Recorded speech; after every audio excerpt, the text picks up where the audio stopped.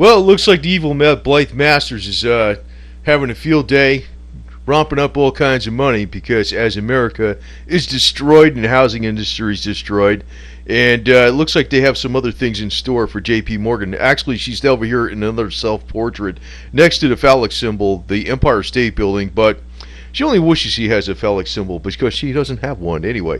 But anyway, it looks like Blythe Masters here is sitting amongst the ruins of America, and this is basically Detroitism actually going on everywhere in America because J.P. Morgan actually inherited the debacle of the mortgage-backed securities from Bear Stearns when they bought it up at fire sale prices. So actually the SEC is going after them for this type of stuff too.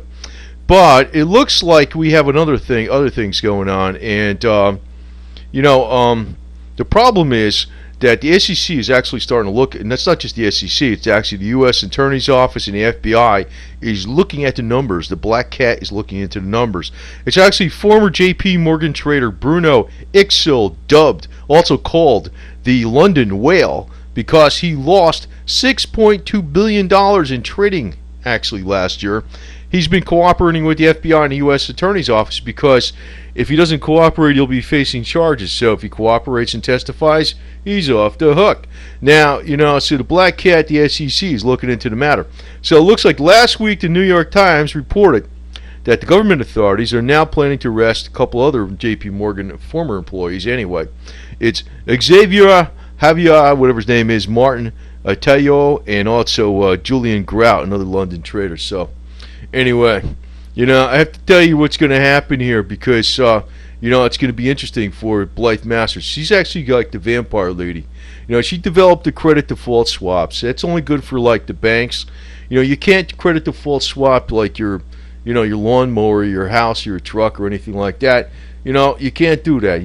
That'd be pretty cool if you credit default swap your lawnmower and get like an extra 200 G's out of it because it's being sold on a derivatives on the market to some suckers with pensions, right? And actually, I could tell you stories about that, what happened in the mortgage industry, in the housing industry, but I really can't say too much on this damn thing because I know some stuff that I shouldn't say. But anyway, it looks like what's going to happen here for the future, it's going to be the Putin the cat's going to be running J.P. Morgan. He's got his blue smoking jacket on here. His coffee cup for mental alertness, and also he's reading the Financial Times and the Washington Post and the New York Times and the Wall Street Journal, getting abreast of everything. A cat is the best thing to run a big bankster operation because a cat has a lot of instinct. It's got killer instinct, but it's got more compassion than humans, and it can land on its feet, and it has 9 lives. So that's basically the thing that's going to be working in its favor. So Putin the cat is going to replace everybody over there. Now, actually, I want to point out that there's another thing where they had some security breaches, and actually there's a lot of relevance with this bicycle because going back to the old school ways, right now the government can snoop on everything. We all know how it's been in New York City forever and what the deal is. But, you got to keep the stuff down to a dull roar. But, in the interest of keeping the wheels of business flowing, sometimes you got to break a couple rules, right? I mean, really, come on. It's to help everybody out. It's not to be a crook. It's just that sometimes there's too much regulation. So if you want to keep below the eye radar of all the government officials out there, you don't put things on a computer. You don't transmit things electronically. You give them to the girl with the black leather miniskirt and the red shoes and the white bicycle. She puts it in the basket. She puts the documents in there. She puts some sushi on top of it, as a good cover story because it's my lunch. And she pedals her ass down the street and she delivers them to wherever she's got to go. And you got no way they could snoop on it. It's old school. They don't think of this stuff. But anyway, getting back to silver, it looks like we got silver's creeping up again here, $21, man. Oh wow, whoopee.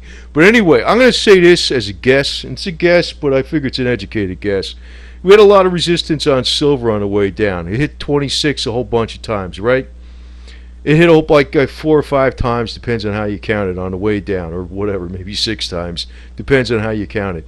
On the way up, it's pretty much common sense logic. There's lots, usually that's what happens.